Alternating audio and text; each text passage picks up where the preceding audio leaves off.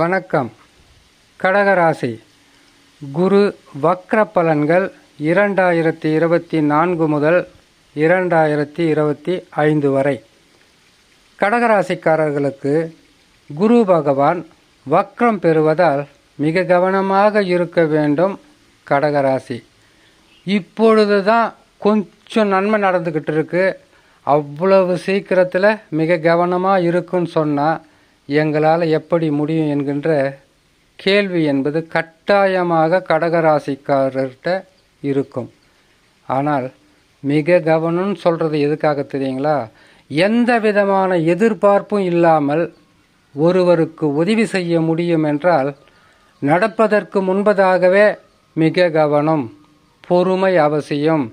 தவறான கிரக அமைப்புகள் தவறான பாதையில் கொண்டு செல்ல போகிறது என்பதை முக்கியமாக சொல்லக்கூடியவர்களே நல்லவர்களாக இருப்பார்கள். கடகராசிக்காரர்களுக்கு அறிவுரை பிடிக்காது. இலவசமாக கிடைக்கிற இந்த அறிவுரையை ஏற்றுக்கொள்ள மனமில்லாத ராசி தான் இந்த கடகராசி. தான் எடுக்கின்ற முடிவு ஆகப்பட்டது நல்லதாகவே இருக்கும், நாம் யாருக்குமே கெடுதல் செய்யலையே, நல்லதாகவே இருக்கும் என்கின்ற நம்பிக்கை அதிகம்.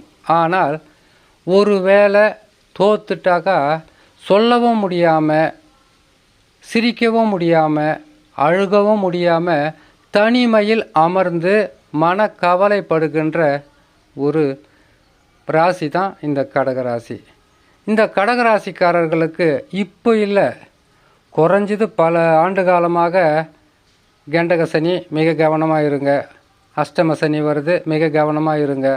குரு எந்த இடத்துல இருக்கிறார் பார்த்துங்க. ஏன்னு கேட்டிங்கன்னாக்கா உங்கள் ராசியில் பாவ கிரகங்கள் உச்சமோ ஆட்சியோ பெறுவதில்லை. சந்திரன் ஆட்சி அமைப்பார். சந்திரனுடைய குணம் என்ன? எல்லோரையும் வாங்க, எல்லாமே நல்லா இருக்கீங்களா, எல்லோருக்கும் என்ன குறை, உங்கள் குடும்பத்தில் என்ன பிரச்சனை, உங்கள் பிரச்சனையாகவும் அவங்க பிரச்சனையாகவும் குடும்பத்தில் இருக்கிற பிரச்சனை மொத்த பிரச்சனையும் பேசினே இருந்தாக்கா அதில் ஒரு பிரச்சனை உருவாகி உங்கள் வாழ்க்கையில் பெரிதளவு துன்பத்தை கொடுத்துரும். கடகராசி என்பது ரொம்ப மென்மையான ராசி.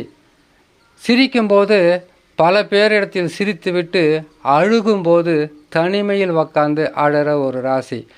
கஷ்டம்னு வந்துட்டாக்கா மற்றவங்களுக்கு நீங்கள் எப்படியாவது உதவி செய்யணும்னு நினைக்கிறவங்க, உங்களுக்குன்னு ஒரு கஷ்டம் வந்தாக்கா முதல்ல உங்களை விட்டு விலகி ஓடுறவங்க உங்கள் சொந்தக்காராக தான் இருப்பாங்க. அதுக்கு பிறகு எப்படியோ ஒரு வகையில் பிரச்சனையிலேருந்து தாண்டி வெளியில் வருவதற்கு யாராவது ஒருவருடைய கரம் என்பது கட்டாயமாக கிடைக்கும். காரணம், குரு உச்சம் பெறுகின்ற ராசி. சந்திரன் ஆட்சி அமைத்து குரு பகவான் உச்சம் பெறுகின்ற ஒரே ராசி கடகராசி. எல்லாருக்கும் நல்லவங்களாக வாழணுன்னாக்கா அந்த கடவுளால் கூட முடியாதுன்ற மாதிரி உங்களுக்கு இந்த கிரக அமைப்பில் குரு பகவான் வக்ரம் பெறுவது மிக கவனமாக இருக்கணும். இன்னும் 4 மாதத்துக்கு மேலே இருக்குது. பொறுமையாகவும் நிதானமாகவும் செயல்பட்டு வெற்றி பெறலாம்.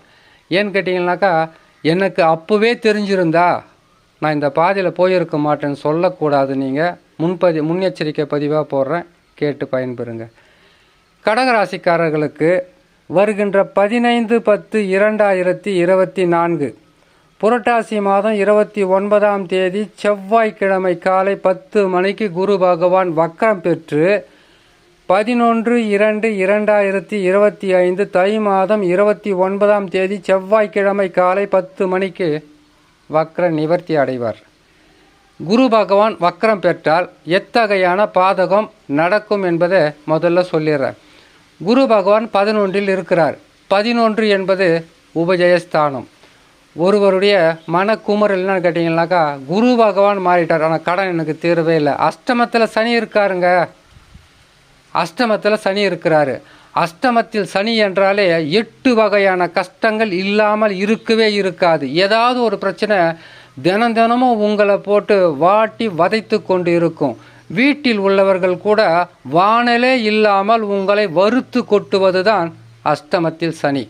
சொந்த பந்தம்தான், நீங்களும் உதவி செய்தீங்க, அவங்களும் உதவி செய்திருக்கலாம். ஆனால் இப்போ உங்களை பார்த்தாவே வேப்பெண்ணெயில் செய்த பலகாரம் மாதிரி உங்களை வெறுத்து ஒதுக்கப்பட்ட மனிதர்களாக வாழ்வதற்கு காரணம் இவங்களையும் காப்பாற்றி வைக்கணும், அவங்களையும் காப்பாற்றி வைக்கணும், ஒரு காலத்தில் உதவி செய்வாங்கன்ற எல்லோரிடத்திலும் நல்ல அன்பும் பாசமும் காட்டியதற்கு அவர்கள் கொடுக்கின்ற பரிசாக நீங்கள் இதை எடுத்துக்கொள்ளலாம். உங்களை நம்புங்க, உங்களை காப்பாற்றிக்குங்க. மற்றவங்களை பற்றி நம்ம கவலைப்பட்டோம்னாக்கா நம்மளை பற்றி கவலைப்பட இந்த பூமியில் யாருமே இல்லை. ஆகையால் கடகராசிக்காரர்களுக்கு குரு பகவான் வக்ரம் பெறுவார். 10ஆம் இடத்தினுடைய தன்மையை காட்டாமல் இருக்க மாட்டார். 10ஆம் இடம்னா என்ன? வேலை போச்சு, கையிலிருந்து காசு போச்சு, நிம்மதி போச்சு, குடும்பத்தில் சந்தோஷம் போயாச்சு, தூக்கன்றது துளி கூட கிடையாது. நைட்டெல்லாம் எந்திரிச்சு பேய் மாதிரி உலாத்துறது, பகலெல்லாம் புலம்புறது, ராத்திரியில் படுத்து மூச்சுக்கிட்டு இருந்தீங்கன்னாக்கா வீட்டில் இருக்கவங்க கேட்பாங்க, என்ன பிரச்சனையாக இருக்கும், எதுக்கு தான் மூச்சுக்கிட்டு இருக்காங்கன்னு கேள்வி கேட்பாங்க. தூங்கிட்டீங்கன்னாக்கா இதுக்கு எப்படி தான் தூக்கம் வருது தெரியல, எப்போ பார்த்தாலும் தூங்கினாக்குதுன்னு சொல்லுவாங்க. ஆக மொத்தத்தில் ஒன்று போனால் இன்னொன்று பிரச்சனை என்பது உங்களுக்கு மாற்றி மாற்றி இப்போ கூட வந்துக்கிட்டு தான் இருக்குது. குரு பகவான் 11ல் இருக்கிறாரு, கேது பகவான் 3ல் இருக்கிறாரு. உங்களவே பொறுமையாக சிந்திப்பதற்கு வழி கொடுத்துருக்கிறாரு. நீங்கள் பாட்டுக்கு 11ல் குரு இருக்கிறாரு, 3ல் கேது இருக்கிறாரு, ராகு 9ல் இருக்கிறார், சனி பகவான் மட்டும்தான் உங்களுக்கு பாதமாக இருக்கிறார். உண்மைதான். ஆனால் மிக கவனமாக சிந்தித்து செயல்பட்டால் அடுத்தது ராகு பகவான் 8க்கு வந்துடுவார், கேது 2க்கு வந்துடுவார். இன்றைக்கி வான் சொல்லி கூப்பிட்ற அதே உறவுகள் தான் நாளைக்கு நீ வேணாம் போன்னு சொல்லி உதாசனப்படுத்தி அவமானப்படுத்துவாங்க. இது கடகராசிக்காரங்களுக்கு உங்கள் மேலே ஒரு என்ன சொல்லுவாங்க, உங்கள் மீது அக்கறை உள்ள ஒரு மனிதன் சொல்லக்கூடிய பதிவாகவே எடுத்துக்கொள்ளலாம்.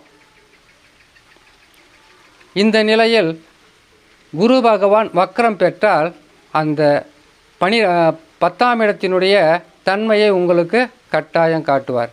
மிக கவனமாக இருக்கணும். இப்போ வரக்கூடிய கொஞ்சம் அன்பு பாசம் விட்ட உறவுகள், உங்களை விட்டுட்டு போனவர்கள், அவங்களுடைய அன்பு பாசமெல்லாம் உங்களுக்கு கிடைக்கும்.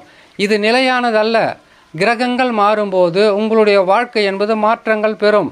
திரும்பவும் ஒரு 3 மாதத்துக்கு முன்னாடி, ஒரு 6 மாதத்துக்கு முன்னாடி நீங்கள் பட்ட கஷ்டம் திரும்ப வரத்துக்கு வாய்ப்பு இருக்கும். ஆகையால் நல்லதே சொல்ல மாட்டிங்களா? ஏன் நம்ம கேட்டிங்களா, நல்லதே நினச்சா நல்லதே நடக்கும்னு சொல்லுவாங்க இல்லையா? அப்படி கிடையாது. இது கிரகங்கள். கிரகங்கள் எந்த இடத்தில் அமர்கிறார்களோ அந்த இடத்திற்கு தக்கவாறு பலன்களை கொடுக்க வேண்டியது அவருடைய கடமை. இதே கடகராசியில் இருக்கிறவங்க கூட தான் எந்த பிரச்சனையும் இல்லாமல் நல்லா தான் இருக்காங்க. காரணம் யோக தசா.